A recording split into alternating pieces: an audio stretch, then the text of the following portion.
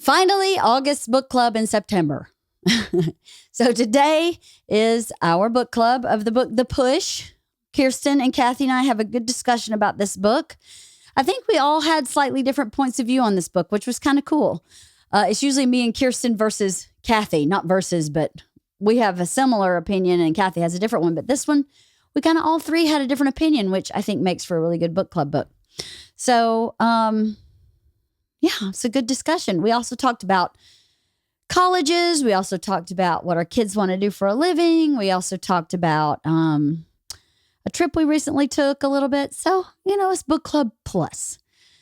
So thank you for reading along with us if you did. And our next book club is called Daisy and the Six. I've already brought the book into my house, but it's Daisy and the Six.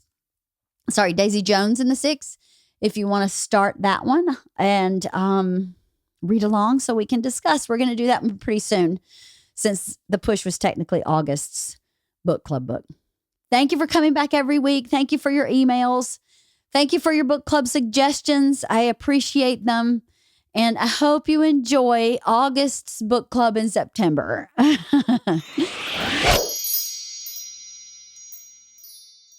How was bridging?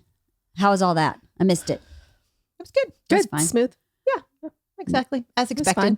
No big deal. It was fun. Usual. No big deal. Usual kids hung out with the usual kids. Right, exactly. Everything Usual was the parents same. It was 110. Yeah. As always. It was 110. It was hot. It was really hot. And no matter where I put the canopy, like the shade, the chairs were not in the shade. Yeah. You did a good job. A lot of there's people nothing were you can in the do. shade. Like, yeah. The parents I'm like, took just all the shady move, like spots. sit wherever. I don't care. Yeah, they did take all the shady spots. They did take all the shady spots, of course. The kids, well, you put yourself first. Put your own oxygen mask on first. No consideration of anyone. And Bert gets one of his biggest pet peeves is when all of us are together and we're all eating. We always let the kids serve themselves first. And he gets buffet anxiety. He's like, he just took too many fries. By the time I get through the line, there's going to be no fries. Okay, when I was a child, this would never have happened. Kids go last and they get the dregs of the bowl. But no, our generation makes the kids go first and I eat the shit. I cook the whole thing and I eat the shit. Also, look at that plate. Right. I mean, when have you guys ever had a lack of food? Ever got hungry? Exactly. Right? That doesn't happen. That doesn't factor in. Food. That doesn't factor into his anxiety-riddled, scarcity where food is concerned brain. He did it last night. He was like, Max, honestly, got a lot of fries. Like a huge plate full of fries. And I even went, dude, no one else has gotten fries yet. Like, get some reasonable fries and then come back and get more fries. I'm sure they'll be left over. Right. But it was like an entire plate of fries. And I saw Bert just like eyeballs to the side, like, do you see these fucking fries he's getting? You see the fries? I was like, I got it. Tone down the fries and come back. And he was like, okay. And of course, he couldn't even finish what he put on his plate. Right, exactly. It was like he's still piling them on. It is so funny. But yeah. Anyway, I don't know how we got off on that. Stupid kids. Well, I'm glad it went well on Sunday. I'm sorry I missed it. As you know, I missed it because we were looking at colleges in Colorado. And Boulder is a beautiful college. And I kept thinking about Max the whole time I was there. It is kind of big-ish. And that part, I was like, I don't know if that fits, but I saw Max everywhere. It's interesting. He's looking at all big schools and I'm getting anxious about it because it's so not me. Yeah. And I'm trying to get him to look at smaller places. And he's just a lot of places he's looking at are on the larger size. So we have a virtual tour this afternoon of their engineering department. So we'll see. At Boulder? Yeah. It was a really cool town. Everything's kind of in a bubble. So even though, their off-campus life is very full and very one block over. Mm-hmm. Now, Boulder's bigger than just the university, but John Manns took us on a tour because Manns graduated from Boulder. Uh-huh. So he was like, 1 block over here, and this is where all the restaurants are. You walk 3 blocks down, and it's like the 3rd Street Promenade. It's all cool Patagonia, REI type shopping, all in the promenade. And there was a really good mix of kids there. There was what house was it? Was it Kappa Sig was having a pool party. And girls were everywhere in bikini tops, just walking around the street. And we were like, what's going on? And as we're circling, because the Greek houses are kind of in one place, we figured out that there was a pool party at the Kappa Sig house. So Bert was like, you want to go to the pool party? Because I could get us in. And Georgia was like, no, hard pass. I do not want my dad to get me into a fraternity party pass. But I was like, wow, this is an interesting demographic for Boulder. I didn't think they would be the like LA roller skate, Daisy Duke, triangle bikini top type demographic until we figured out it was a pool party. And I was like, okay, that makes a little more sense. But interesting. So there was a part of it that looked like LA type kids. And then there was a part of it that looked like there was we went on Friday and there was a jazz band playing on one of the like porticos of one of the big college buildings, and then just kids like listening. And then we walked a little further and there were kids laying in the grass reading.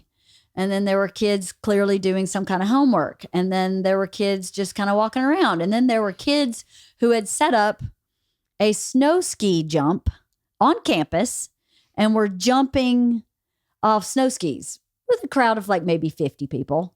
And I was like, wow, this is a pretty interesting campus. There's a lot going on here. It's so much better to look at them when kids are there. Like we saw a bunch of schools over the summer and it's freaking dead. Yeah. Like you get zero sense of the actual school. Yes, like very you true. Can see the buildings and like all of that stuff. But like the actual like, who are your peers going to be is not there. It is so different. It's so much better to see it now. Well, I think one thing that might be a helpful hint if you are going, like we had to go on a weekend because all the tours are on Fridays or weekdays. Yeah, you got to miss school. So, and if you're looking at 10 or 12 and then it's your senior year, you have a massive, he has a pretty intense course load. So you're skipping all of this school in a year that you're not supposed to. And it's, more academically challenging. You're like, wait, how do we do this? And oh, by the way, get it done by October 1st. Okay. Yeah, it's ridiculous. It's intense. It's very, intense. I'm feeling very overwhelmed by it. Have you watched the college scandal documentary on Netflix? No. It's really good. College admission scandal. The big one Lori Loughlin was involved in. I know. Excellent. That's how Max is getting in. Yeah, right? He's growing. He's going through the side door. Yes. So you should watch that. It's pretty interesting. But one thing I will say is we went to see 3 schools. We went to see Boulder. We went to see Colorado State in Fort Collins. And we went to see University of Denver, which is in Denver. And Fort Collins had a football game that day. It was a Saturday. So we did get to see the student body. Oh, that's good. So that would be something if you're going to look at colleges to make sure that there's a home game that day. Because then at least you get some sense. There were kids everywhere at Colorado State.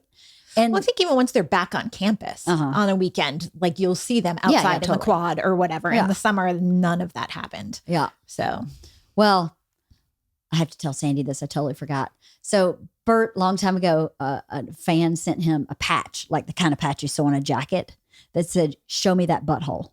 And it became this really funny joke with me and Sandy and our trainer where we'd do something really hard and I'd go, "Show me that butthole." And we'd all laugh because I couldn't believe someone made a patch and they sent him a hat with the patch on it that said, "Show me that butthole."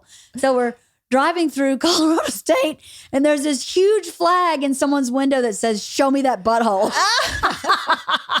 And Isla went, "Okay, this might be a really fun school." And so that campus, there were signs in every window like, "I only go for MILFs."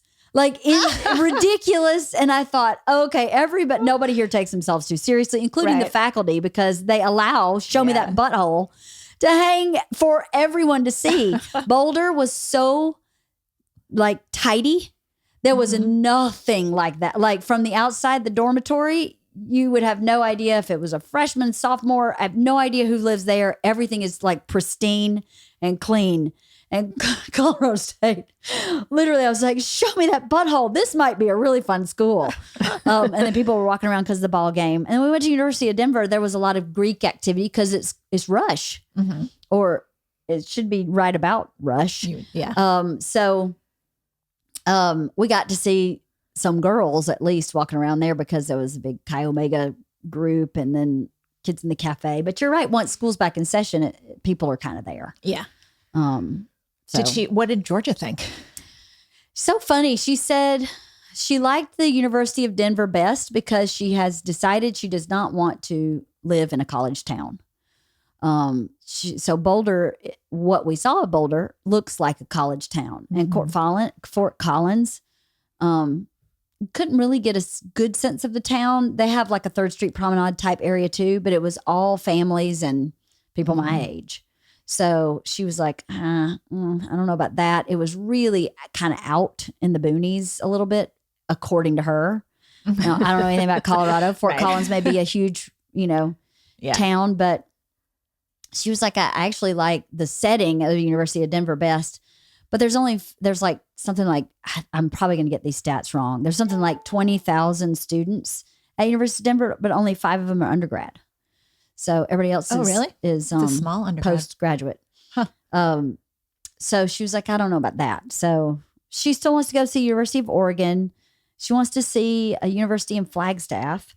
And she doesn't want to go see San Diego State, but her counselor keeps recommending it. And I was like, if we're paying this lady, it's like a day trip.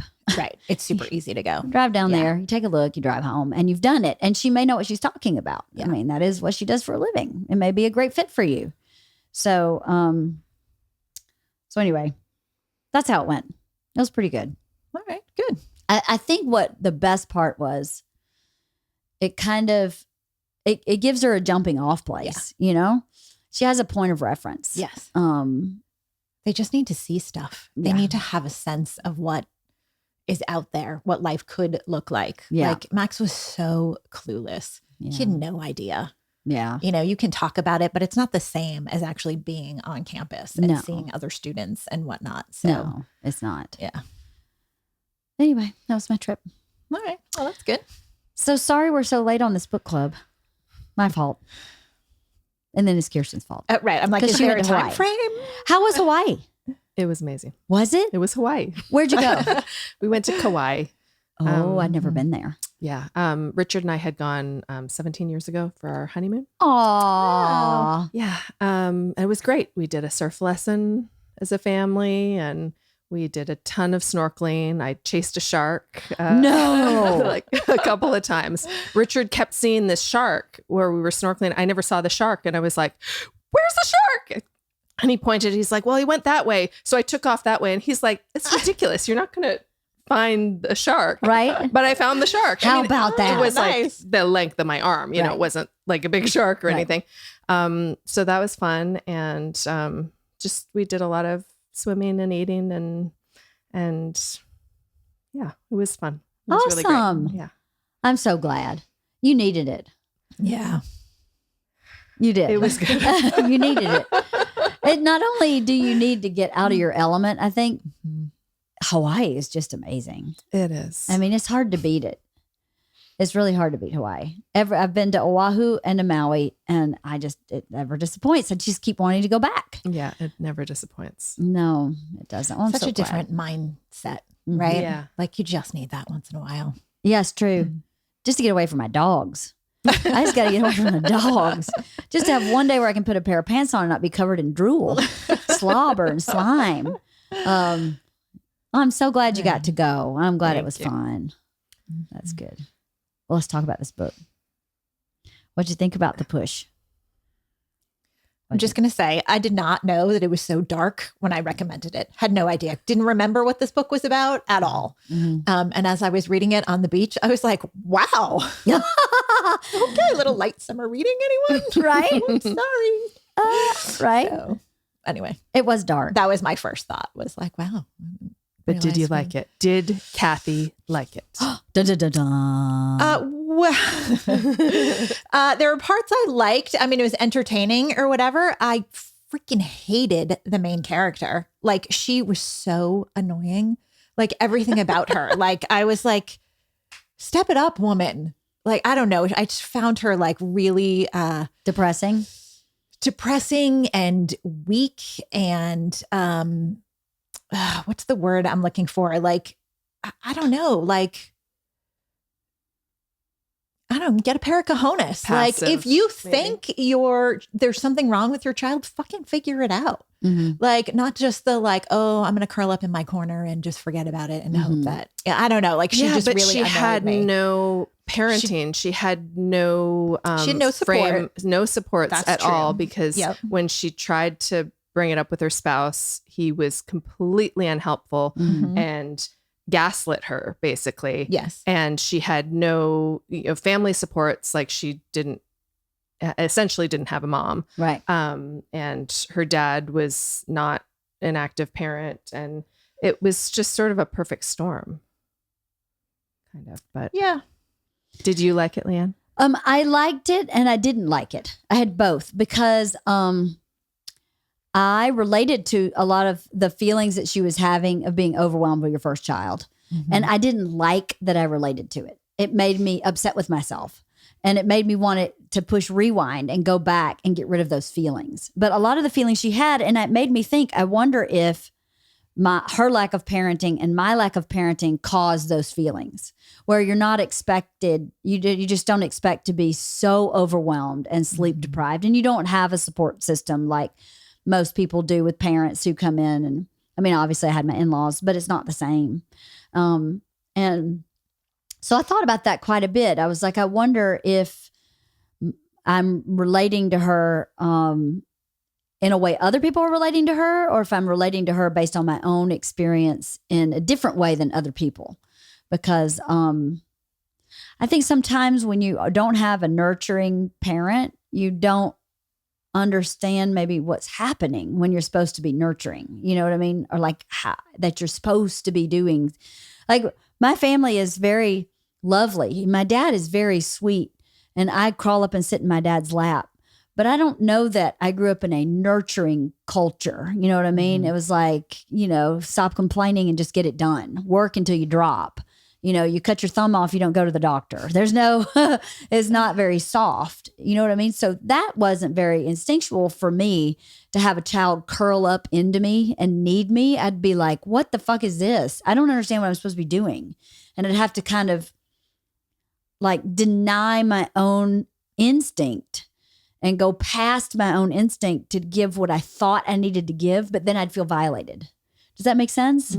Yeah. So a lot of what she was saying about that, I related to. Now, I didn't have a completely different reaction from one child to the other. Isla was a handful, but she was not, murderous or sociopathic or anything like that. She was just exhausting because she never stopped moving. But I don't remember having any kind of like, I really love this one. I don't like that one kind of thing. I also think part of it is though, she probably had postpartum. Oh, yeah. 100%. Do you know And what I again, mean? she Like, had and no that's- supports. Yeah. Right. But that's a different thing that's separate than not growing up with a nurturing environment. Right. Do you know what I mean? That's a biological thing. So whether she grew up without a nurturing environment, obviously she did. But if it was that combined with postpartum or whatever, I don't know. I mean, it was the perfect storm in that sense. Yeah. And not just growing up without a nurturing environment, but also compounding that the intergenerational trauma of the grandmother was not nurturing to her mother. And then the mental illness. And then, I loved it. Well, I thought she was extremely creative. I like that she wrote some chapters in second person. And for those of you, second person means you did this, you did that instead of I or she. I liked that. I liked that she went into 2 generations back and how she got to where she is today. I really thought that was a very interesting way of telling the story. At times, I felt that she was a bit indulgent, this author, in staying in the same muck for so long. I wanted some redemption for her or some lesson learned for her that I don't feel she ever got. She was just proven right in the end, and then we were over. And I was like, well, And shit. I liked that. I hate when there's that's so it's funny. tied up in a bow. Go ahead. No, I didn't want it to be tied up in a bow necessarily. I didn't want that ending because I knew that's where it was going. I was like, it's going to end with like 9 chapters before. Yeah, I was me like, too. okay, when's it happening? When's it Yeah, me happening? too. And then I gave up. And then you're like, the last line, really? Come on. It's like I was annoyed at the end. Yes. I was like, that was a completely predictable mic drop. Yeah, exactly. Like, I know you're going to drop the mic. So when are you dropping this mic? Right. And she dropped the mic and I was like, and that's fucking it. Right. You should have done it way sooner. I don't know. Yes. But and let them process through it, or let them not process through it. Or I felt like that was tied up in a bow. Whatever. Yes. I agree. disagree, because I think that she was such an unreliable narrator because of this intergenerational trauma, and she really was not a good mom when her daughter was a baby and a toddler, and even beyond. Like she wasn't a good mom. So there was a lot of it that I thought, maybe the husband's right. Like that maybe what the husband is not seeing is because it's not happening. It's because it's in her head that she's this is a bad kid. Yeah. Like she's projecting it on her. She's just her mother all over again. And I think she was just so consistently unreliable and did so many crazy things. I mean, wearing a wig to a support group in order to meet her husband's new partner. That was not something that a normal person would do. I mean, can you imagine wearing a wig and showing up and No. But on the flip side, could you imagine... he was not great either. No. Not only did he deny everything she said, who raises a child and keeps her entire life secret from the child's mother? Yeah. That's so unhealthy. That's so dysfunctional, and teaching dysfunction to an already dysfunctional child. So he was a freaking loser also in his own way. Absolutely. And gaslighting her for so long about, you're ridiculous. Violet isn't like this. And then towards the end of the book, she finally has a conversation with him where he's like laughing. Oh, I'm just remembering something funny from when Violet was a little kid. Oh, remember when you couldn't find any of your good clothes? Oh, yeah. And they were blaming a dry cleaner or whatever. The maid or something. Or the maid or something. They were just sort of vaguely blaming someone about it. Oh, well, actually, I found her in your closet and she cut up all your clothes. She was just sitting there patiently cutting them all up. And he's having a good laugh, knowing that his wife has told him all of these different incidents that were very troubling. And he has just continued to gaslight her. That was I just thought... I hated him so much. Yeah, I hated him the most at the end. It's interesting. You were just saying, who does that? Who wears a wig?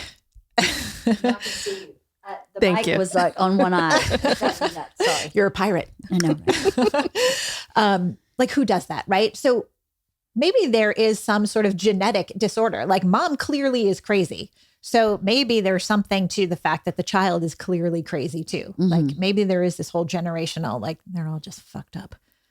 Well, another thing that I did not like is I thought the mother-in-law was like a life ring over and over again. Yes. And she never grabbed it. And I thought, you're an asshole. Yeah. If you need a mother figure, this woman is trying. And you're giving her nothing. You're doing nothing for yourself. You're not trying to dig yourself out of this pattern. You're not trying to stop the cycle, because if you were trying, you would have tried to have a relationship with this mother figure, because that's how you heal broken pieces. But maybe she just wasn't able to do that either, which is also fucking depressing. Yeah. But I was like, come on, help yourself a little bit. Help yourself out a little bit. I did not find her super redeeming. Yeah. As a main character, I couldn't find a lot of redemption in her. The redemption was not redemption. It was vindication, which is totally different. Yeah. Then, she was finally vindicated for everything she said, instead of... Right. Because now 3 kids are dead. Do you know what I mean? That is... Yeah. It's not redeeming at all. No. I did not like her. But... So yeah. I did actually enjoy reading the book though. It was super easy and quick to read, I thought. And it's a great book club book, right? Oh, yeah. I'm so glad we read it. But because it really provokes a lot of opinions and a lot of I was reading it. I read it in February for my the grandmother's book. Yes. Oh, yeah. Yes. My mom recommended it. And it was so great for that, because it was oh my God, I can't wait to talk to you about this part. And it really provokes a lot of opinions. And I think that I found that there was a lot of nuance about what really happened. Like it was never really clear because of the narrator who was telling it, that you were like, okay, she doesn't have it all together. She's really struggling.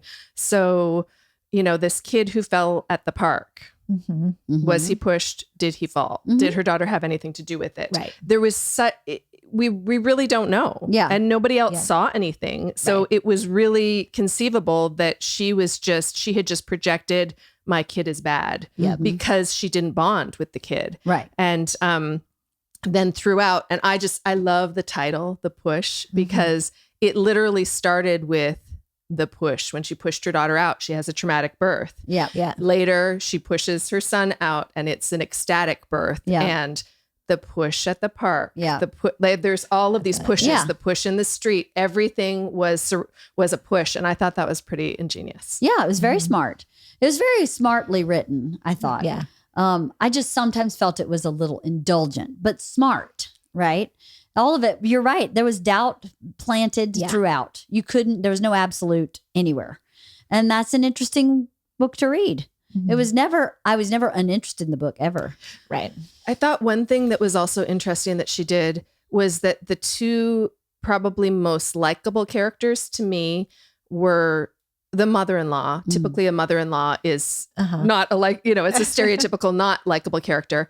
And also the other woman, the woman who has an affair with her husband and becomes her husband's new partner. I thought that was really interesting because it always goes the other way. And of course you have a lot of reason to not like this woman who's having an affair with a married man. And so I liked that. Yeah, it was very cool. Very smartly done. I didn't think about that, but you're right. The two best characters, best in ethics and morals and behavior, were usually the ones that are the worst. That's cool. That's cool. Yeah. Did it trigger anything from your own parenting? Like I just said, it triggered for me. I did not have trouble bonding. But I did worry when Vivian was born and she was really early. She was in the NICU and I wasn't allowed to hold her for a long time. I could hold her for like a tiny little bit of each day, but mostly it was just sitting there and watching her in an incubator. And I thought, oh my God, like, is this going to traumatize her for life? Are we not going to have the bond that I have with Camille because I just held Camille all the time? And then when Vivian was like a sort of preschooler and on, she never wanted to be held the way that Camille did. Like Camille I could have been wrapped her up in a bear hug and she would have fallen asleep that way every night. If she had her way, that's how she would have fallen asleep every night. Right. And if I tried to snuggle Vivian at bedtime, she'd be like, oh, no, it's too warm. Like I need my space or whatever. And I would have these moments of doubt where I thought, oh, it's because of the hospital. It's because we didn't get to physically bond in that way.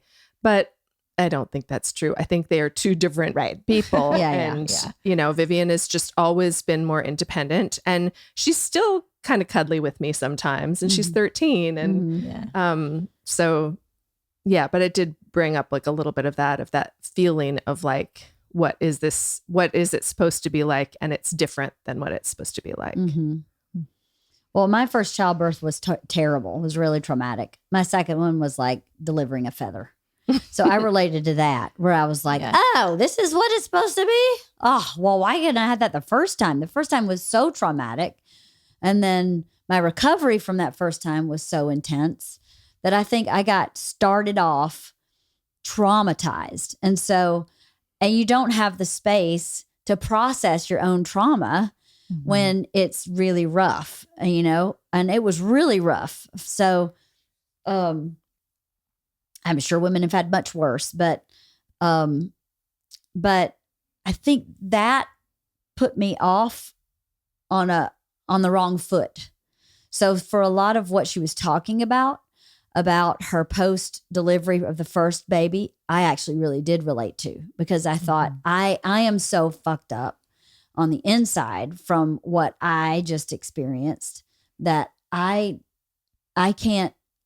couldn't get connected to my own feelings properly. Does that make sense? Because you have to be caring for this infant that this is not their responsibility, but it was really hard to balance those two things. And I think it prolonged my trauma because I wasn't able to process it, from having a botched epidural and the pushing for 3.5 hours and tearing and stitches and being left in the room. I delivered her and shift change happened and they turned the lights out on me and I sat there for a long time all by myself, just shaking and shuddering.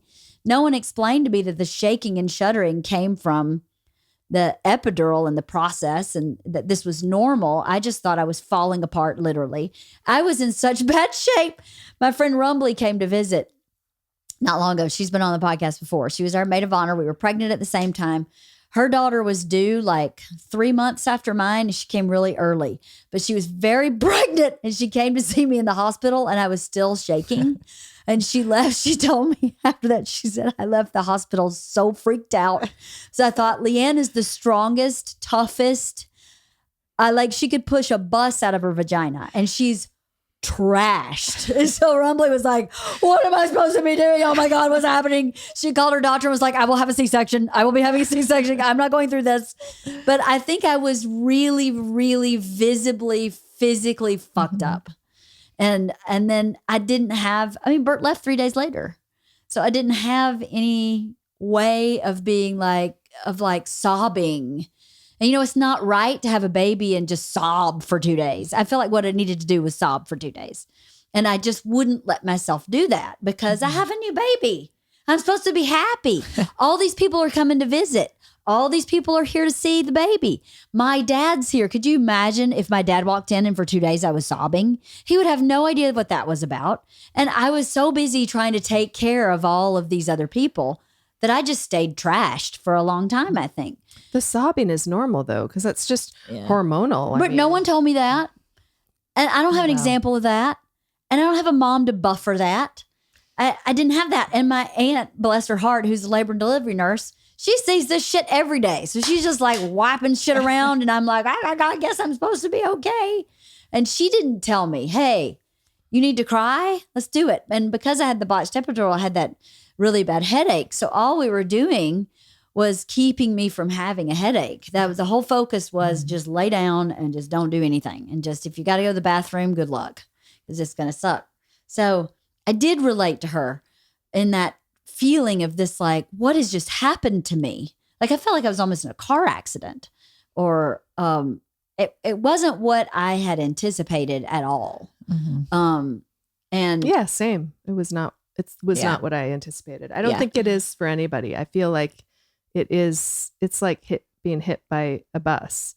And even when it's a great experience, even when your body still is turned inside out, and then put right side in, and then you're sent home with a baby. And there's not much support. You're right. Like the doctors, where I did all of the shaking and the shivering, and no doctor or nurse said, oh, this is normal, whatever. They're like, oh, are you cold? Throw a blanket on me. I was like, same. Okay, but am I dying? The physical, I mean, I've never shook like that before in my life.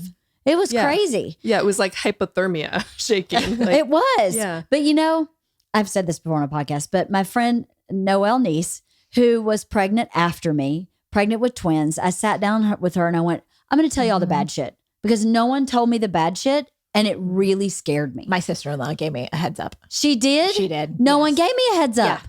I had no fucking idea. No. Wait, you mean I'm going to shit myself? Like, wait, I'm sorry. No one told me that. I throw up beforehand. Yeah. I did not. Why does no one talk about that? Yeah, totally. I threw up and I thought like, oh, do I have a virus? Right. And I'm like, about what to is happening? No. Yeah. I threw up the entire 3.5 hours I pushed. I threw up or dry heaved while pushing. Like as soon as I push, I'd just go, bleh, start again. Bleh. And then they were feeding me popsicles, which I would then throw up. I mean, it was awful. It was like your body was going, this should not be happening. Like, I know it should be happening, but this should not be happening. This is terrible. But I don't understand when you go to Lamaze class, they're all like, and the cloud will come down and the baby will float out. And you're like, oh, fucking shit. Right. That is not what happened. Happened. I would have rather had a tractor hooked to my asshole and ripped apart. I mean, practically. It was so bad. But I don't know why, as a society, we don't talk about that. Like your sister-in-law kindly, and I did for Noelle Niece. I was like, you're going to smell like rotting meat for 6 weeks. Have fun with that. Not everybody does. I did. Right. And that was traumatizing because sitting here in this chair, I would be able to smell myself. Yeah. And I didn't know for sure that you're smelling me, because if I can smell me just sitting here, clothes on, everything clean, everybody's smelling me. Fart. Oh, farts would drop out of me at all times. I remember one time being in line at Target and it just went. And I turned around and went, I'm so sorry. I just recently had a baby. I'm so sorry. They fall out for like a year. And then I got pregnant again like an asshole. And then I have farts falling out of me again. My friend, Push. No, it wasn't Push. It was Rumbly. Who I told her, I was like, I have a permanent butt stamp. I can wipe my ass 800 times and I will still have shit on my panties. Every time. I just started calling it the ass stamp. I'm just going to ass stamp every pair of panties I own. And I'm going to have to buy new panties every 6 weeks because I'm tired of washing the ass stamp out of my panties. No one told me that my asshole would leak, right? It was ridiculous. Did that happen to you? No, I had an ass stamp. Literally, so I would wipe and wipe and wipe and wipe, and it would never be clean, ever. Like 15 times I'd wipe, not clean. At a certain point, I go, fuck it. I got to move on. I got a baby crying in the other room. And then, of course, I'd have an ass stamp in my panties. It was so bad. So this doesn't make you want to have sex. This doesn't make you want to hang out with your friends when you smell like rotting meat and you're stamping your ass all over everything. No thongs anymore. Have a second baby. For sure. Have a second baby. Yeah. I didn't have the ass stamp with a second baby. I didn't have the rotting meat with a second baby. I had a very similar experience. The first one was so freaking traumatic. And then accidentally we had baby number 2. Yeah. You're like, thank God. Because if it weren't, unplanned, I'm not sure we would have had baby number 2. Mine was planned. But I mean, she was planned eventually. At that particular moment. Right. But yes. Yeah. But yeah, totally different. Kind of like this book, where like the first time you're like, oh my God, what the hell were we thinking? Why did we do that? That was terrible. Mm-hmm. And the second time you're like, oh, all right. I know how to do this. That was done. Okay. That was 2 hours. Boom. We got a baby. Same. It was very, very different. So why do you think your body does that? Why does the body go into absolute anarchy sometimes for one baby and not the other? Well, I think it's that there's no muscle memory with the first. The first one is, it is more traumatic on your body. Mm-hmm. And then the second time it's like, they're like, oh, okay. Yeah, I've done this. Like these muscles have loosened before these contractions. I know what this feels like. Mm-hmm. Yeah, maybe. I don't know. Can you believe that women would have 9 babies? Yeah. My mother-in-law is one of 9. Both my grandparents. My mom's one of 9. Forget it. Could you imagine doing that 9 times? No. I mean, although if it were like the second one, you understand how that 9 happens. times, Cathy? 9? No, I'm not saying I want to. I'm just saying you can understand how it would happen. I cannot. I cannot understand how that would happen. I cannot.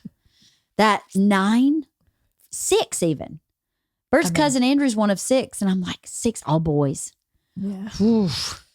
Boy, that was a rowdy house. I bet they didn't have a complete piece of furniture for the first 15 years, right? It's all broken. Anyway, I really related to her a lot in ways that I did not enjoy. Like, so I can't say I super enjoyed the book because I was like, oh, that makes me feel really bad about myself. Oh, that makes me feel really bad about myself. Oh, I don't like that feeling at all. Mm-hmm. So I had a lot of that. And of course, having a mom who's not there. And even though it's not the same, it's kind of the same. Mm-hmm. And not having a roadmap. So I wouldn't say it was a hard book for me to read, but I can't really say that I enjoyed it. Like I would never read it again. because I don't really want to feel those feelings again. But I'm glad I read it. It was so interesting. I read it for the Grandmother's Book Club, and I reread it for this book club. It's the first time that I've read the same book twice in like a 6-month period. Maybe ever, or at least since college, probably. Mm-hmm. And I enjoyed it. It's dark. Maybe I just like darker things, but also it wasn't as triggering for me because I didn't have some of the. It makes sense that it was triggering for you. Yeah, it was. But yeah, I got an Instagram message from Sophia, who recommended the last book that we did, or one of the ones that we did, and who said, I did not like this book. Sophia did not like it. She said, I'm looking forward to hearing the book club, but no. She didn't like the book. Yeah. Well, I like that we didn't read something that was like tied up in a bow, like in a happy ending kind of way. I like that it wasn't that kind of typical. It's definitely not a happy. It's not a happy book at all. No, it's not a happy book. There's not a lot of happy. Only when she has her baby boy. That's the only happy in the book. But also, and it's so interestingly written with the first person or second person and the different perspectives, and there was a lot of good about the book. It was a really interesting read. It was an off the beaten path sort of read. But yeah, I guess it did trigger a lot for me. That's a good word. It was very triggering for me. So I don't know if I'll ever read it again. I could definitely see it becoming like a TV show. Absolutely. Yeah, for sure. Uh-huh. I thought that too. I could see this as a movie or a series or something. For sure. Yeah. I'd read it again. Like in a few years, I would. Yeah.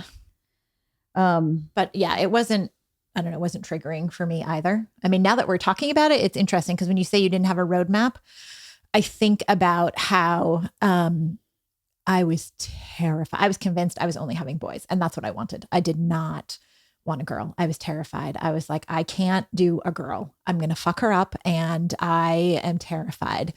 So of course, when we found out we were having a girl, I was like, oh my God, this is not part of the plan.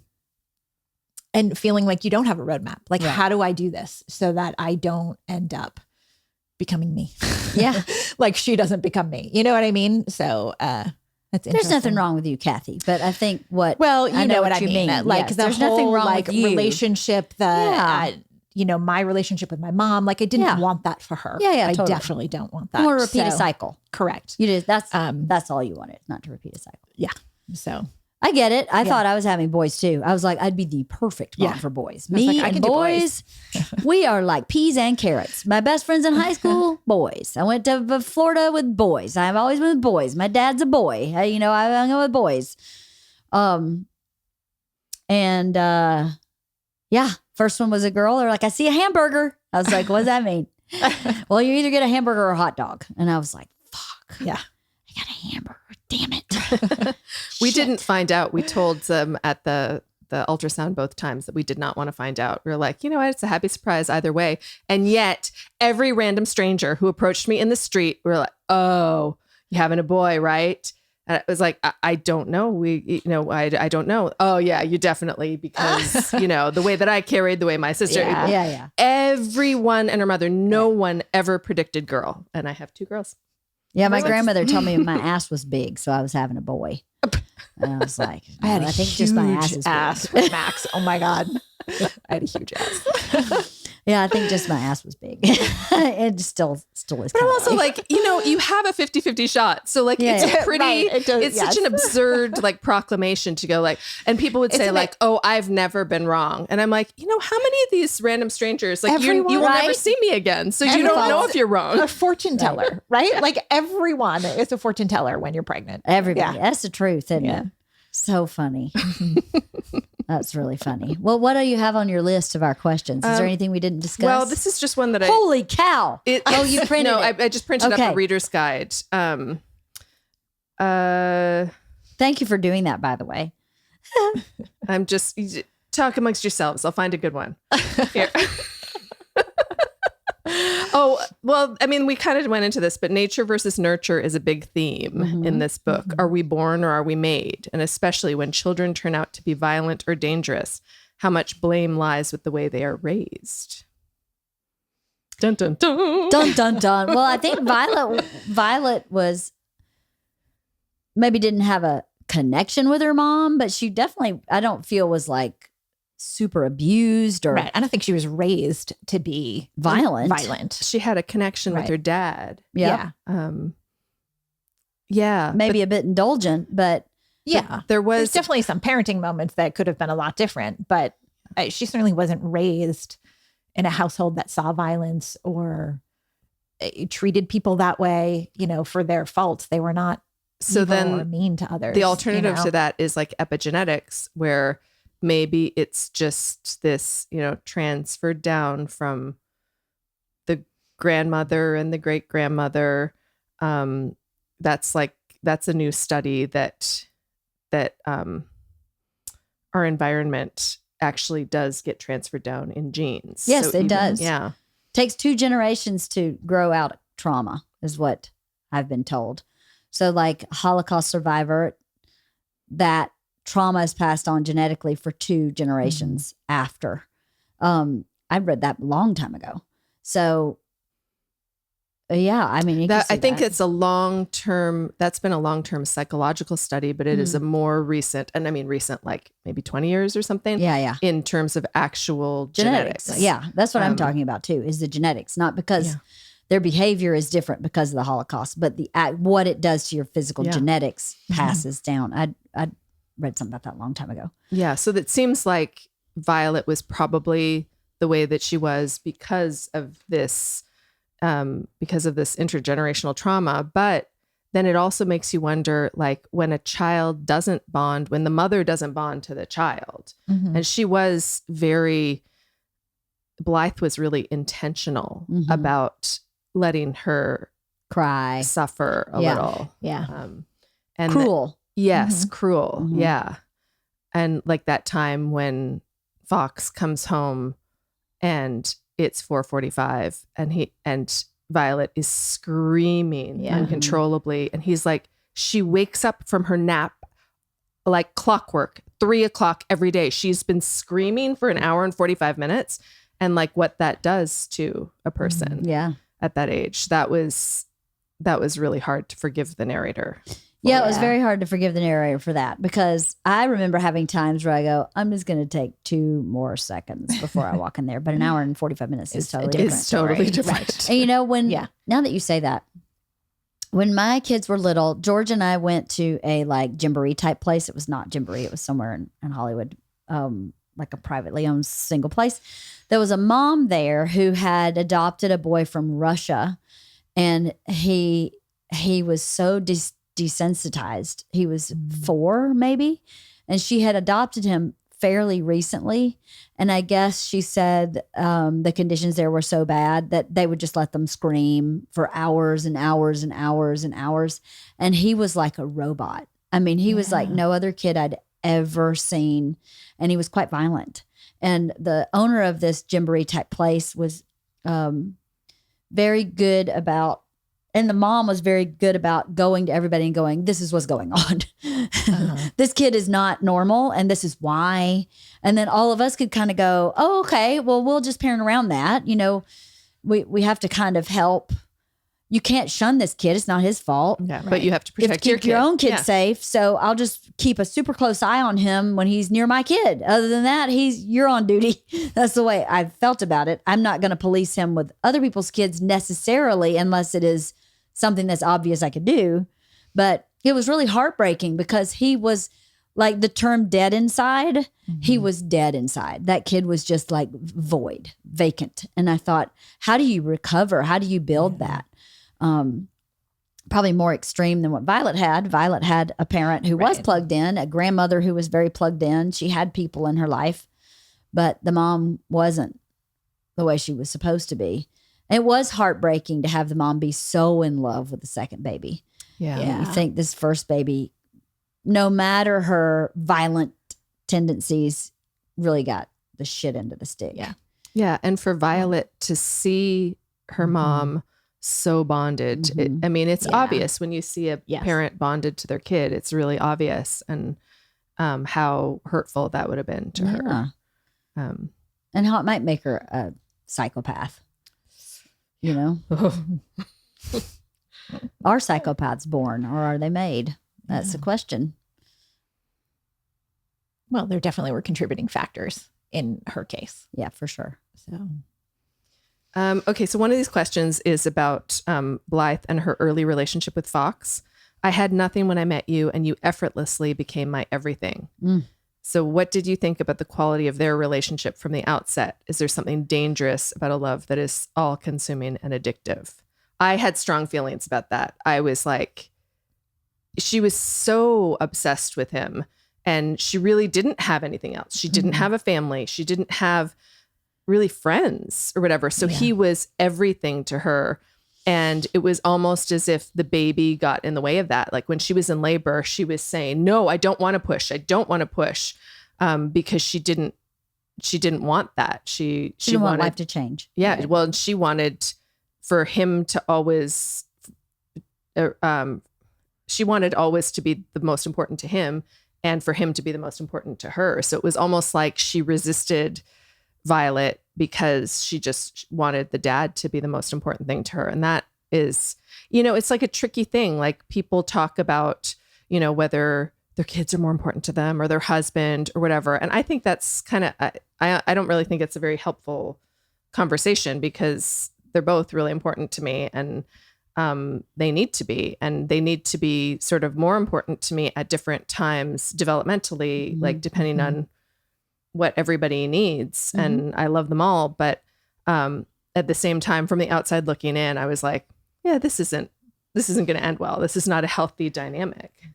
But, well, at no point should any of them be all encompassing, right? Like that's not particularly healthy. Like maybe as a newborn and you have no choice, but you know what I mean? Like no one person should be like that. You need some sort of diversity in your life or you can't survive. That's right. Yeah, it was doomed for failure. Yeah. Because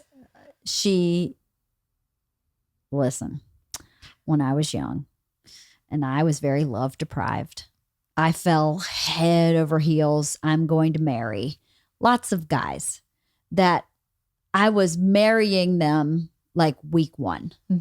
And then 3 months later, it's over. And usually it was over because of me. So like I would be like, I'm bored, moving on. Not because I'd done something, crazy, just because I'd like, yeah, I'm over that. But in the beginning, this was it for sure. And I remember meeting this guy that I really thought was it. And he lived in California and I lived in New York. And I met him in New York. And when he flew back to LA, I was in that beginning phase where I thought, he's it. And I fell completely apart, like totally fell apart. And it made me stop myself and go, why would that happen? You just met this guy like literally a week ago. And now you're in pieces because he left. Something's wrong. Like you are here for the wrong thing. So I just needed to be loved so much that I created this intensity to kind of fill that hole that would never be filled with that intensity. It's going to be filled with something more real. And I just didn't understand that until that one guy flew back to LA. I was so upset that I couldn't really comprehend why I was so upset. It was one of those moments where you're like, this really doesn't add up, So maybe I should start adding this up and see why I am distraught. So I feel like she had no self-reflection in that way. Well, and she repeated the cycle with her son. Yes. Right? He became all-encompassing. Yes. Like no one else mattered once he came into the picture. Yeah. And because he's an infant and a child, he doesn't know any better. He can laugh it up. Fill that role Yeah. without even knowing that that's what he's doing. Mm-hmm. Yeah. I think those people who are deprived have really, really difficult times with healthy relationships. My relationship is somewhat healthy, But it's not the healthiest relationship on the planet. I definitely do a lot more caretaking than I receive. And because Bert, as lovely as he is in many ways, is pretty fucking oblivious to what I need most of the time. And he's only concerned with what he needs most of the time. So that's not super healthy either. But for most of the time, it works fine because I'm just not used to. I don't think I understand what that kind of love looks like. So, which sometimes makes me frustrated with myself because I go, well, shouldn't I want some more balance? I don't want it enough to require it. It's too much trouble. It's too much trouble. I can't course correct that guy super easily. He's a little hard to steer. So I think I just go, oh, well, this is a love I understand. So we'll just keep going this way until at some point I don't want to do this anymore. And when it means enough, I'll course correct, So I don't know. And that's directly related to my dysfunction, how I was brought up, 100%. That's why one of the main reasons our relationship works is because I grew up in a really broken way. And so I found this broken thing that kind of works, We glued the wheels on. Less broken. Yeah. It can go down the road, It might have a flat tire here and there, but we get it down the road. So I don't know. Anyway. That reminded me of something in the book that, and it also reminded me of Oprah, something I heard on Oprah years ago when maybe it was Maya Angelou who said, when somebody tells you who they are, believe them. Yeah. The first time. Yeah. And it's really easy to, especially when you're younger and have stars in your eyes and are in love and whatever, to just go, oh yeah, but yeah. or whatever, and not realize, no, they are telling you who they are. And I think that Blythe really tried to tell him who she was and tried to explain her family dynamic.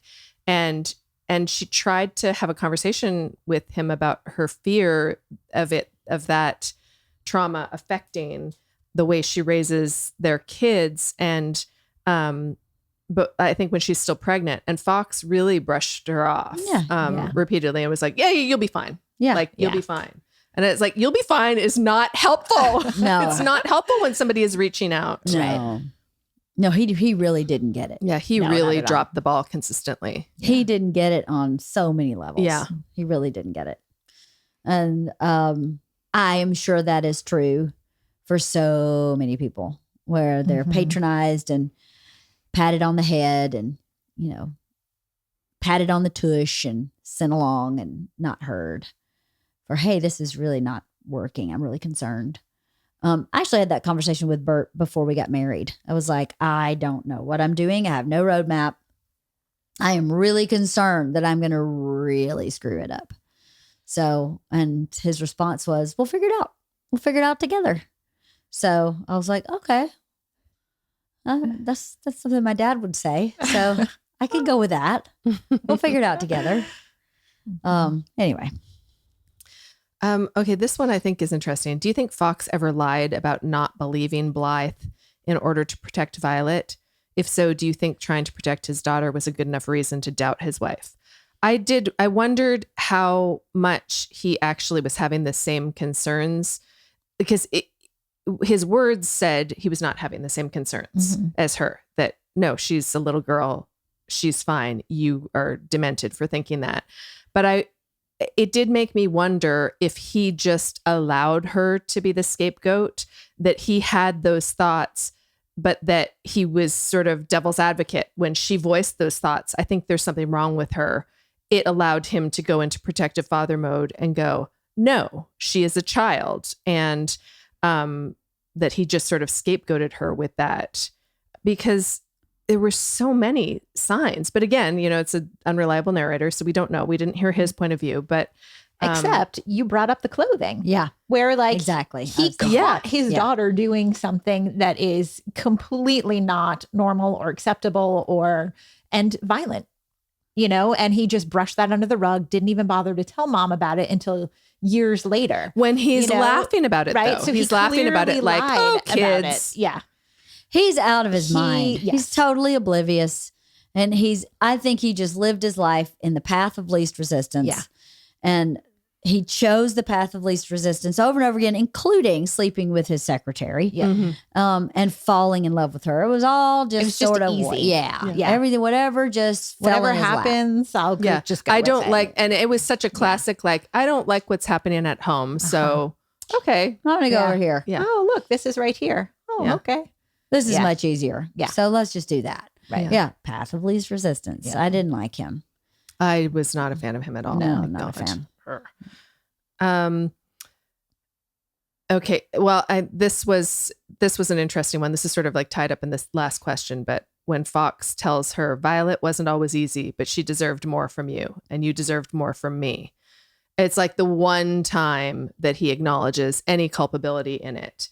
But yeah, obviously Violet deserved a lot more. Yeah, she did. Despite whatever she did. Yeah, she did.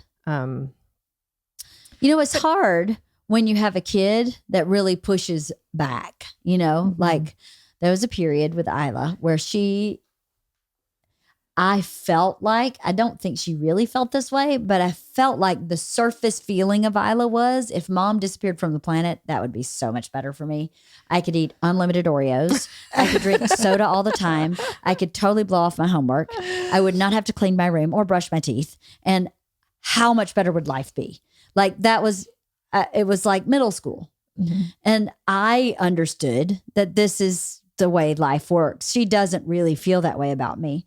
But over 6 or 8 months of feeling that she really feels that way, even though I knew she really doesn't, it kind of sucks for the other person because you're like, what the fuck? There's nothing I could discipline her. I could yell at her. I could have sweet talks with her. I could cry and tell her my deepest feelings. Nothing affected change in her. Not one thing. It was the same bullshit every day. And at a certain point, I just go, it's just going to have to work itself out.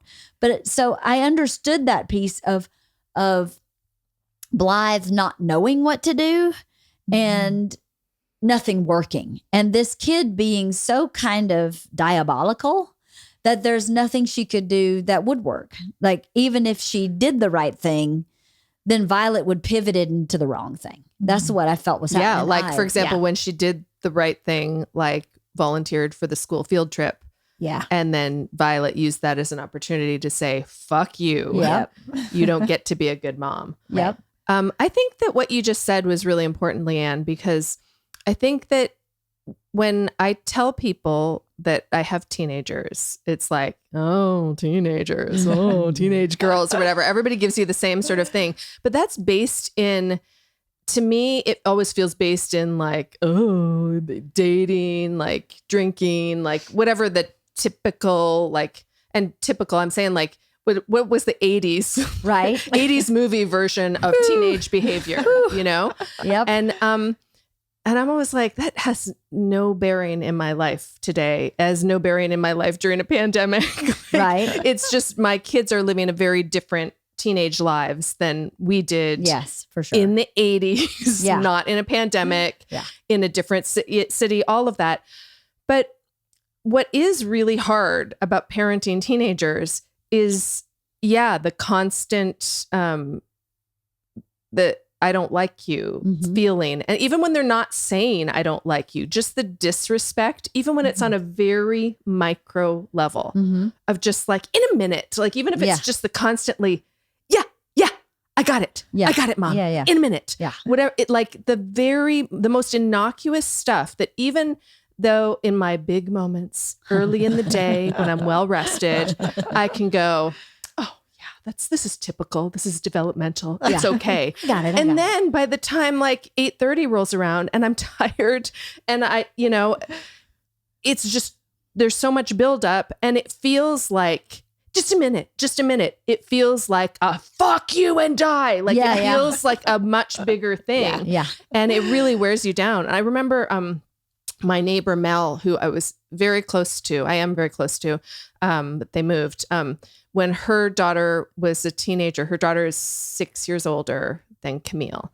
And when she was a teenager, Mel would just say to me, she'd say, I honestly don't know if I can survive this, Kirsten. And I'd say, oh, for God's sake, get over it. Teenagers are going to be rude, whatever. I was not a good friend to her. I would say, Mel, come on. Get over it. This is developmentally appropriate. This is what she's supposed to be doing. She's separating from you.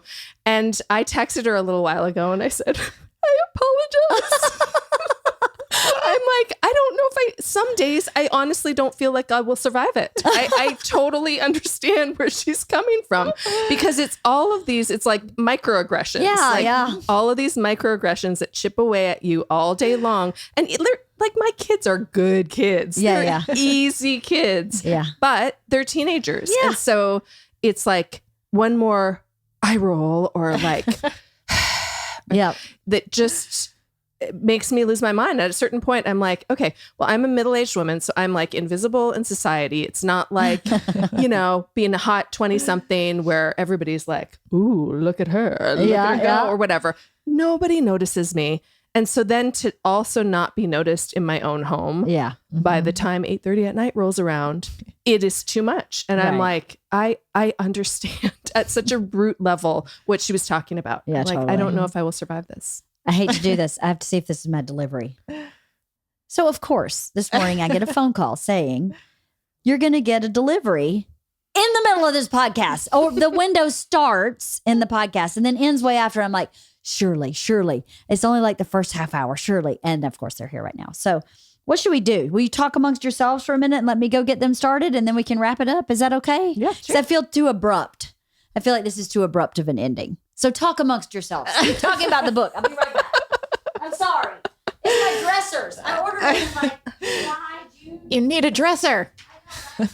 Well, Cathy, do you feel like that about I have nothing to say about the book. Teenage? Yeah, I stuff? do. It's funny. I actually felt that way about Lily a few years ago more than I do right now. Yeah, I think 13 is the 11, hard. 12, 13 for the girl. I was like, oh, I am not going to make it through.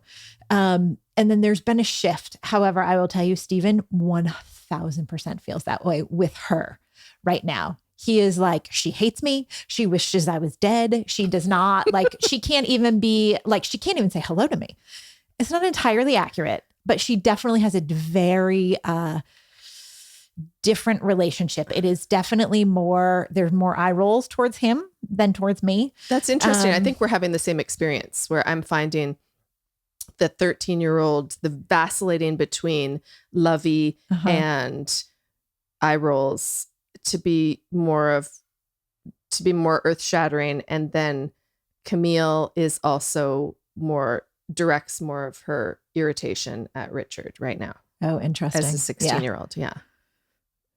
No, Max directs it more towards me. But he actually has he's sort of moving out of it. God, I hope that's true. It was definitely worse before. And it was definitely worse more during the pandemic. I think the fact that they're out in the world a little bit more now has helped. Totally. I know it's hard to separate what it is hard to like, separate. Yeah. Like, cause I don't even know what's developmentally appropriate anymore. Cause I feel like there's a year that didn't happen, but it did happen. Yeah. And like, what is like a developmental problem? And correct. I'm like, well, yeah, of course they're like socially delayed now. Everybody's socially delayed now because right. But what does that actually mean? Where are they supposed to be at developmentally? Like, I don't know really. Yeah. I don't know. It's tricky. It's fucking pandemic. Yeah. I don't know.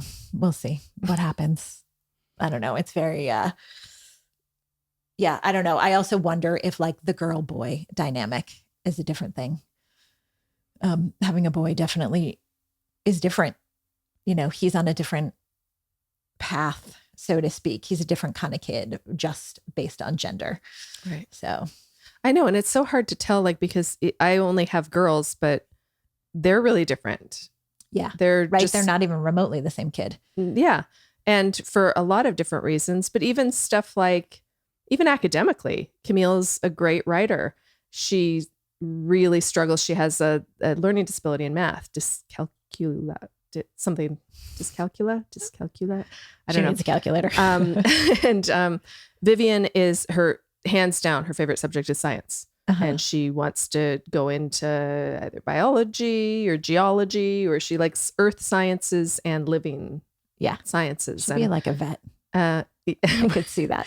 That's what she wanted to. That was her preschool and kindergarten goal. Oh, like She's being a vet. And then we sort of pushed it too far because we were like, Viv the vet. Like, and then she got sick of it and she was like, I don't want to be a vet anymore. She loves animals. So she may end up being a vet. Right. So, just don't talk about it. Yeah. Don't mention it. Yeah. It's, I mean, so much of that too. And I think about the book too, like she also had 2 different kids. Like it wasn't just about, there's like firstborn versus the second experience. There's also girl versus boy. There's also just, they're 2 different people. And they are, I mean, you really do see different personalities practically from birth. Yeah. And that was really eye-opening to me when I had my kids, because I was 100%, of course, like this is so funny to say now because I had no children, had no great experience with infants or anything, but I really believed that it was all nature. It was all nurture, that nature didn't have anything to do with things. And then you have a baby and you're like, oh, like I'm just here. Like I'm just providing like food and whatever. Like they are who they are. And of course, like that can be exacerbated or improved upon with nurture, but they really are who they are. Yeah. It really shifted my thinking on that. I was yeah. Well, it is remarkable. It is sometimes a head scratcher where you're like, okay, they have the same genetic makeup. They're brought up in the same household, the same experiences, and same rules. Could not be more different. Yeah. Like everything is, it's like they don't have the same genetics, or they're not brought up in the same household. You know, that is what it is. Yeah, I know. It's funny because we think about that with our dogs. Obviously, they're not, there's hopefully no genetic similarities. You never know. You never know. But there, you get a dog based on your personality though, right? Like I swear to God, our dog fits in our family perfectly. Yeah.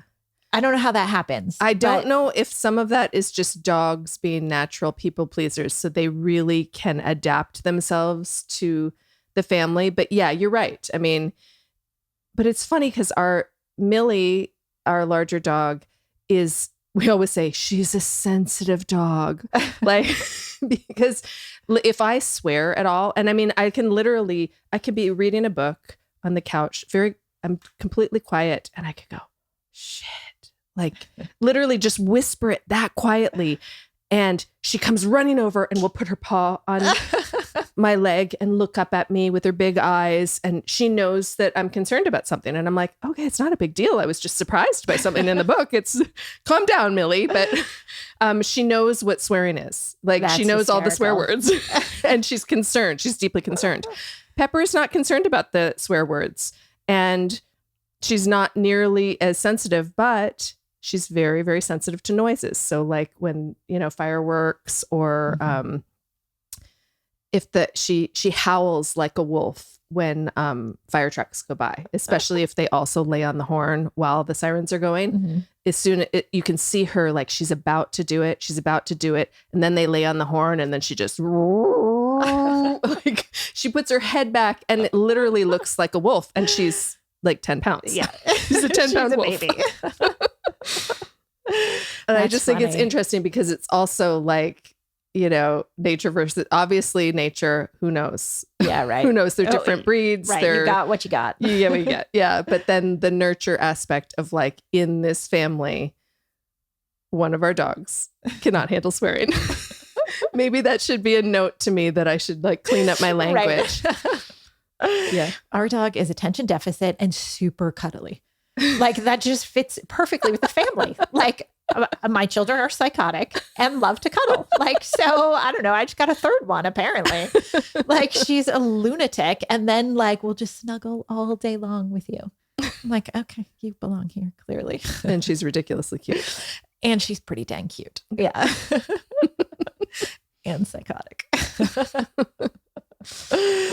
So anyway, so with your college exploration with Max. Obviously, Max is the more pressing concern Yeah. because he's a senior, but is Lily sort of feeding into that at all? Yeah, she's decided she's not going to college. I was like, I'm sorry, what happened during this pandemic?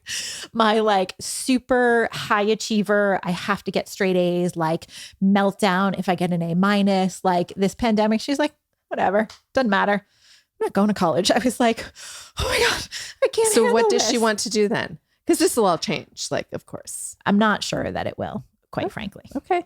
But what does she want to do? She wants to be an actress. Oh, okay. Well, then that's fair enough. And she actually, interestingly, she came to us a few weeks ago and was like, sat us down and said, I really want to be an actress. This is what I'm going to do with my life. I want to start now. I know that I need an agent. I know that I need a manager. I need headshots. This is how I think we should go about getting it. And I was like, I'm not ready for this. Like, first of all, this is my worst nightmare ever. This is the last thing I ever want you to do with your life. And I have your brother who I can't even get to look at a school. Like, what the hell is going on? And she was super mature about it. And it was just like, this is it. And she's really wanted to do this for a very long time. And basically we came back with, okay, I appreciate that you're so mature and that this is it. And we will help you do this. However, we are not willing to take college off the table. I understand if you don't want to go the traditional, like 4 years, go live in a dorm, whatever, but I am unwilling to say that you don't need a college education. You want to do it part-time, you want to go to community college, you want to do whatever, fine. But I really strongly believe that you should have at least some sort of degree. Well, there are some great 2-year and 4-year programs for theater. Like she could get a bachelor's in theater from great colleges. I mean, Yale Drama, like, hello. Yeah, she could do a number of things, but I was like, you can't just throw that out. You're 15 years old. I'm not willing to go there yet. But I am willing to say, like, it doesn't have to be what your brother is thinking about doing. I don't care about that, actually. But you know, you have this very naive view and lack of understanding about what it really means to be an actress, a working actress. Like it is not as easy as you think. And I know you see a lot, but you don't really see the other side of it. And you're 15 and I don't expect that. However, I do think it's important for you to have something else to fall back on at some point in your life. So, well, and not even like, it's like, I remember, because that's the route that I went, although I did do a 4-year degree before I went to theater school. But when I heard fall back on, I was like, yeah, you have no confidence in me. I try not to say that. Yeah. But I didn't realize that fall back on is like, most actors, aside from people who have their own TV show, but even those that do, sometimes they can't get a job for a long time. Most actors have a day job. Sometimes their day job is a night job because, you know, to support it, but they have a regular income. Most authors have a day job. Right. Most, like, people with books out right now have a day job. Like most do. And that's something that's kind of new to me. I was like, oh, but you know, this great book, there are very few who are really making that their sole income. So that I wish that somebody had underlined that to me, that it's like, oh, it's not about us not having confidence in you. Right. It's that everybody, like, you know, that I wish that I could have like heard from like, oh, well, this person that you've seen in this movie or whatever, like people that you're like, oh, wow, they should be that person, overnight success. Exactly. That person is rich and famous. Oh no, they maybe still have a day job or whatever. That's that is one of the things. She's not interested in that, actually. She doesn't care about being famous. Like she just really loves the art of acting, like loves it. And she has been taking this acting class.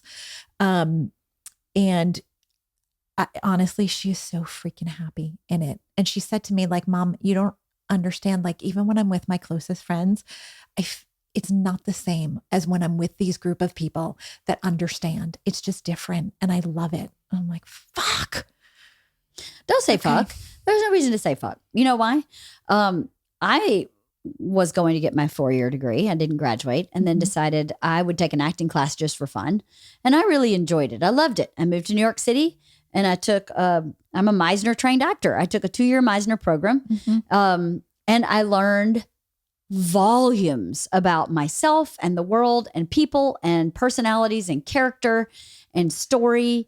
And that's when I started going, maybe I should write. And that's where I started writing. So I think the fear sometimes in a lot of people is what's the end game instead of what's the journey. Because I never would have thought my end game would have been, I write, I help Bert produce a lot of stuff. I have my own podcast. I also built a house. And we're doing okay. Financially, we're doing okay. And not a lot of that is my direct income, but I am directly affecting our income. So that would have never have been my it's funny. I'm terrified of the journey. Why? Because she's 15. It is such a terrible world. Like there's so many pariahs in this industry. There's so much based on your looks and not your actual talent. Someone's going to tell her she needs to lose weight. Do you know what I mean? Like there's such a seedy underbelly of this environment that I don't want her to experience. Although, you know what? She's getting into it at the right time. Like Me Too has happened. There's so much less. The tolerance is less than there was when we I have something actually to say about that. Here's what I have to say. When I moved to New York City, to LA from New York, my acting teacher called a very big agent here, really big agent, and said, I have this really talented actress. I'd like for you to meet with her. I met with him and he let me blabble on because I was super nervous because I knew it was a really big deal and just watched me. And at the end of it, he went, you have a choice to make. You can gain 25 pounds or you can stop eating lunch and start smoking cigarettes because you're too fat to be an ingenue and you're not fat enough to be a best friend. So you got to make a choice. And I weighed 110 pounds. And I went, I'm choosing not to act anymore. I'm choosing to focus on writing. And you know what? I did continue to act. But what I did from there was I continued taking acting classes. I met someone in the class that was a director, a woman who was a director, and she put me in several of her projects. So I still acted. And then from her, one of her friends put me in one of her projects. And if Lily is really only concerned about acting, that is a path. Yes. That is a path. It is. It doesn't have to be all the bullshit that you hear. That bullshit Correct. It happens. doesn't. And it may not. But as a parent, it's terrifying for sure. But what you have to do too, I think, is you have to say, parents are here to give them principles and belief in self and tools and trust that they will make the right decisions with those tools. And most of the time they will. And she has a very good head on her shoulders. She does. She's very, very savvy and mature and responsible and understands, you know, I just want to protect her from the world. Totally. But there is a path. There is a path that's healthy. You know, yes, we have there friends is, and it can absolutely be done in an okay way. And it may not be her end game. It may not be. She may be Miss Pam, who opens a local neighborhood play company, whatever you call it, a company, acting company, and produces plays for children. Lily, as we know, is great with children. Yeah. I wouldn't be afraid of it because she has excellent parents. She has a good head on her shoulders. She's a Girl Scout. And she knows that she's found her people. I mean, she's really learned that lesson that she's found her people. Yes. Like when I think back to theater school in New York, I did a 2-year program as well, Meisner program. And when I think of the people that I was in school with, are all of them still actors? No. One of my good friends, Cathy DeBono, she came out here, she acted. Then she became a therapist. She realized she really wanted to become a therapist. She became a therapist. She did that for years, but she continued to act. She's now in a movie that has won all of these awards at all of these film festivals, and she's won all these acting awards. Amazing. And she's having this resurgence at almost 50 years old. Yeah. Right. And, you know, and then I look at the other people, like one of the girls that I went to acting school with is now an actor. Oh, God. What is this outfit that you're wearing? It's a little terrifying. Good outfit. It is. Yeah. It should be buttoned. You We think? missed you last night. Yeah. Sorry. Yeah. I heard the burgers were good. Yeah. Yeah. Oh, good See? luck. I know. See? Thank you. Not nice. That's not. You helpful. just totally screwed everything Kirsten and I were saying. Can I tell you one thing I did one time that I really regretted? It was a horrible parenting thing. Sorry. Isla said she wanted to be an actress, and I was like, why would you want to be an actress? Don't you want to write your own words? Actors just repeat words other people write. And Isla was, and then she just goes like, I guess I don't want to be an actress anymore. And I was like, no, wait. Oh shit, you were telling me like a dream and I shit on it.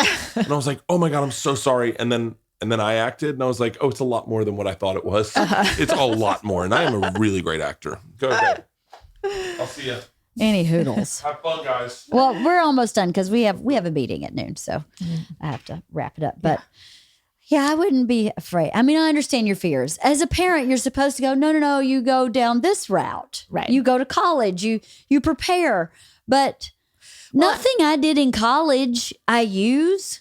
See, I feel like college will provide her with a lot of life experience. It will, that that's she true. needs. And that's the part I don't want her to miss out on. As well as at some point you may need An education. Right. Right. A But- degree so you can be a substitute A degree. teacher to support your acting or whatever. So that you could open your own theater company. You need a business degree or whatever. I don't even care what it is, but I do feel like you need to just not shut off these options at 15.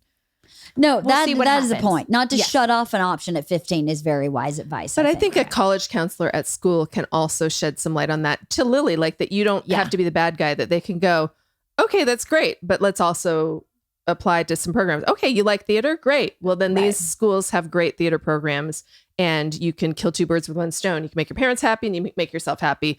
Boom, boom, boom, done. Right. You know? You know who she should talk to is Elizabeth Nini, because Elizabeth is going to be an actress 100%. She is going into musical theater. It is completely non-negotiable.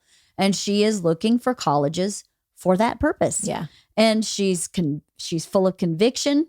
She's been in the theater program all 4 years in high school. She does the Village Arts program. She is super committed to that as being her life journey. Yeah. And you have to respect that. Someone who has that much conviction. If Lily came to you and said, I'm going to be a doctor, you'd be like, let's fucking get it done. You're right. You're So- totally right. And the fact that she came to us Yeah. with all of this laid out, you're like, I can't ignore this. I can't pretend it's No. going to go away. It's not. You should not, because you So- should not. Let's do it the way that it needs to be done. What I would say to So her that's- is she has a lot of due diligence. She needs to figure out, do I need a 4-year college? Do I need to go to New York and study at the neighborhood playhouse? Do I need to study here with Stella Adler? Right. What am I interested in?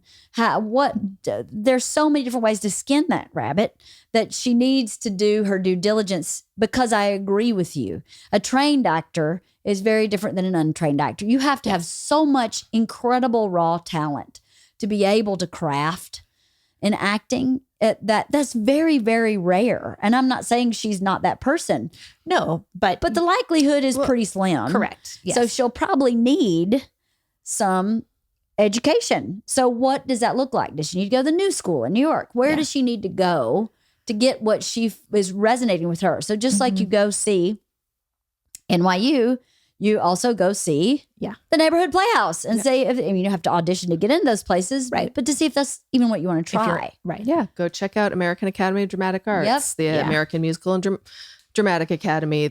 You maybe England. Maybe she wants to go to England. Totally. Yeah.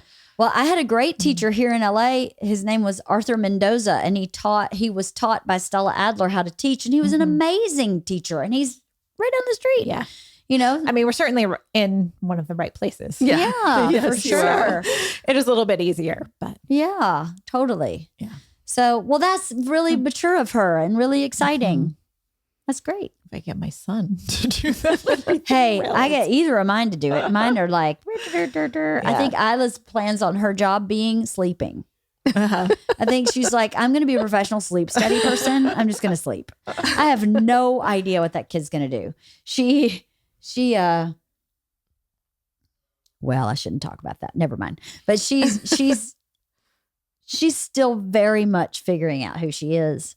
She's way 15, of course. behind Yeah. some of her friends. And she's right on time for herself. Yeah. But she's way behind, if you want to say behind, some of her friends. And I keep going, you just can't run their race. You got to run your own race.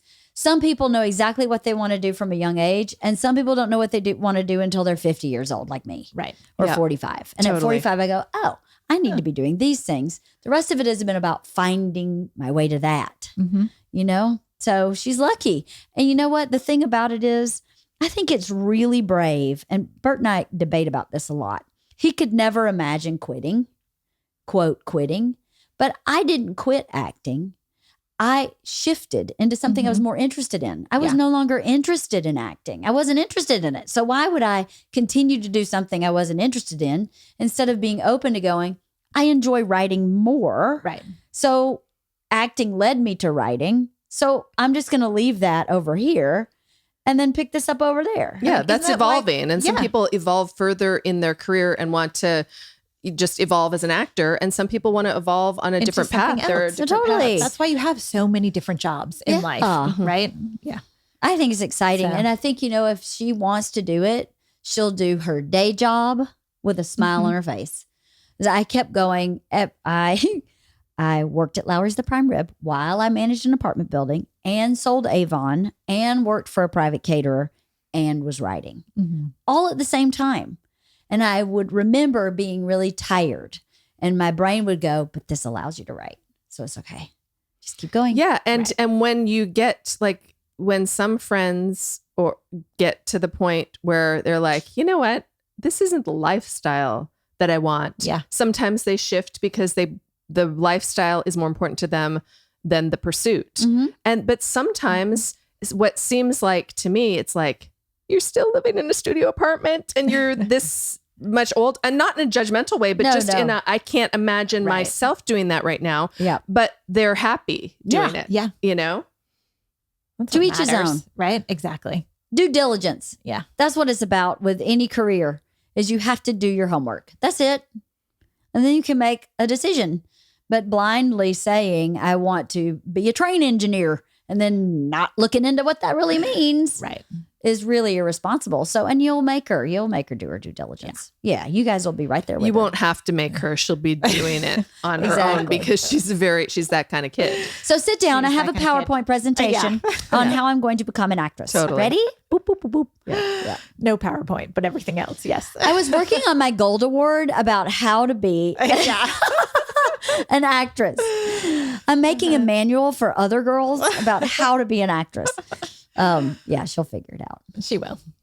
Okay. Well, any last words on the push? Yeah. Well, we deviated from that. That's okay because I had to go take my 2 dressers, which are amazing. I can't wait. I've been living out of the IKEA cubby that my kids had in their former closets in my bedroom. And I'm like, I feel like I'm in college again. I'm like 51 and in college with all these cubbies. So I was super happy to get some real Chester Jords. Anyway. Nice. Well, congrats. Sorry I had to leave. Yeah, my final notes on the push are that I loved it, but even if you won't necessarily love it, I just highly recommend reading it and discussing it with someone, even if you don't have a book club. You know what I heard about recently is the 2-person book club, and I thought that just exploded my mind. I thought, why didn't I do that for so many years ago when I wanted a book club but didn't have one? It's like, yeah, just find like a friend or your sister or your mom or just somebody to read a book together, or your spouse. Richard and I read the Hunger Games books at the same time, and then we'd like discuss them in bed and be like, "Oh my God, that's awesome!"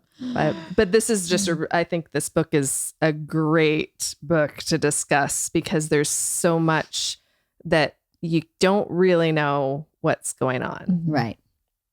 Yeah. Right.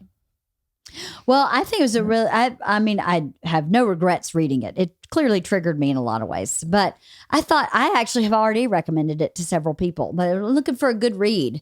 You know, people who I know read a bit more sophisticated stuff than the romance novel or whatever. But I've been like, it's really interesting how she wrote the book. It's a very creative way of telling a story through 3 different generations, through different people's perspectives, through different, persons. And it's very interestingly written. So I would definitely recommend the book. I just won't read it again because it triggered me too much.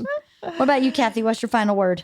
Yeah, I mean, I did enjoy it, and I would definitely read it again in a few years. It's definitely worth it. It's easy. It's, it's dark, like I said, but it's very interesting and well worth it. Yeah. Awesome. Next book club.